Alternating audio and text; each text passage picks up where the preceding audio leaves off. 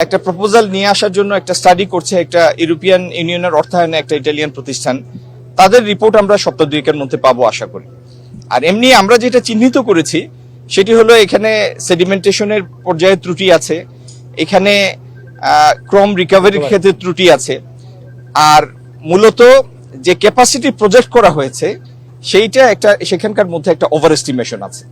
তো এই জিনিসগুলি আমরা চিহ্নিত করেছি এবং এটা সংশোধনের জন্য আমরা প্রয়োজনীয় ব্যবস্থা নিব, এক নাম্বার। দুই নাম্বার হচ্ছে সামগ্রিক এই কমপ্লেক্সের পরিশোধন ক্ষমতা যেন বাড়ে, সেই জন্য মধ্যম এবং বড় আকারের যে ট্যানারিগুলি, এই ট্যানারিগুলি ইন্ডিভিজুয়ালি তাদের নিজেদের ইটিপি তারা স্থাপন করবে। সেই জন্য প্রয়োজন বোধে সরকার তার নজরদারি এবং প্রয়োজনীয় অন্যান্য সহযোগিতা দিবে, ডিজাইনের সহযোগিতা বা অন্যান্য সহযোগিতা দিবে। আর থার্ড হচ্ছে আমরা সাভারেই, এই প্রতিষ্ঠানের অনতি দূরে সাভারেই একটি বিশ্বমানের ল্যাব স্থাপন করেছি, যেখানে স্কিল বিল্ডিং হবে এবং ডিজাইনের জন্য ইমপ্রুভ ডিজাইনের জন্য ট্রেনিং হবে এবং একটি বিশ্বমানের প্রতিষ্ঠান সেই সেন্টারটি পরিচালনা করবে। এটি লাইট ইঞ্জিনিয়ারিং এর জন্য এবং ইয়ের জন্য লেদার সেক্টরের জন্য।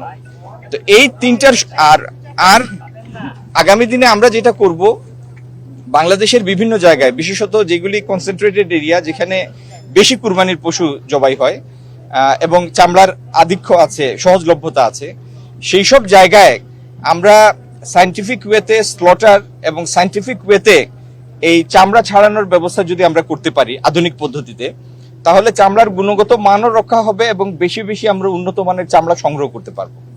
যদি সেই প্রক্রিয়া আমরা যেতে পারি, ইনশাল্লাহ যাব, তাহলে যে পরিমাণ চামড়া আহরণ করা যাবে তার পুরোটা যদি আমরা এক্সপোর্ট সেক্টরে কনভার্ট করতে পারি, তাহলে এটি এখনো প্রায় 12 বিলিয়নের একটা সম্ভাবনাময় খাত। তো সেই লক্ষ্যে আমরা পৌঁছতে চাই। চ্যালেঞ্জটা আমার ব্যক্তিগত চ্যালেঞ্জ না, চ্যালেঞ্জটা আপনার আমার সবার জন্য, মন্ত্রণালয় না, আপনার আমার সবার জন্য। চ্যালেঞ্জ মানে কি, আমরা একটা লক্ষ্য স্থির করেছি এবং সেই লক্ষ্যে আমরা পৌঁছাতে চাই। তো লক্ষ্যে পৌঁছানোর জন্য আমরা সমন্বিতভাবে একটা পরিকল্পনা করছি, যে পরিকল্পনায় আমাদের পূর্বে কৃত ভুলগুলি আমরা সংশোধন করব, যেভাবে চামড়া আহরিত হলে চামড়ার উচ্চ গুণগত মান বজায় থাকে সেদিকে আমরা বিনিয়োগ করব, সেই সুবিধাগুলি আমরা তৈরি করব। তৃতীয়ত হচ্ছে আমাদের এখান থেকে বহির্বিশ্বে যে চামড়াজাত পণ্য যায়, সেই পণ্যের উচ্চ আধুনিক ডিজাইন ইউরোপ আমেরিকার বাজারের জন্য যেন আকর্ষণীয় হয়, সেরকম উন্নত মানের ডিজাইন এবং স্কিল বিল্ডিং এর জন্য পাশাপাশি আমরা একটা পদক্ষেপ নিব।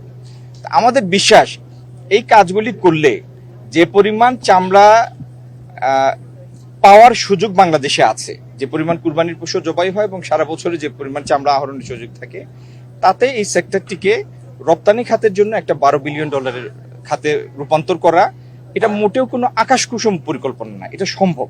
তো এটি আমরা লক্ষ্য স্থির করেছি এবং আগামী দিনে আপনাদের সবাইকে নিয়েই, এটা কোনো ব্যক্তিগত চ্যালেঞ্জ না, এটা দেশের চ্যালেঞ্জ। কারণ এই চামড়া খাতকে যদি আমরা 12-14 বিলিয়নের একটা রপ্তানি খাতে পরিণত করতে পারি, এটা তো দেশের জন্যই একটা লাভজনক একটা পদক্ষেপ।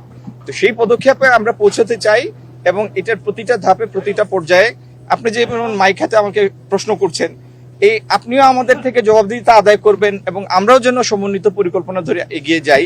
এই সবার সম্মিলিত প্রচেষ্টায় আমরা এই খাতকে ওই অভিষ্ট লক্ষ্যে নিয়ে যাই।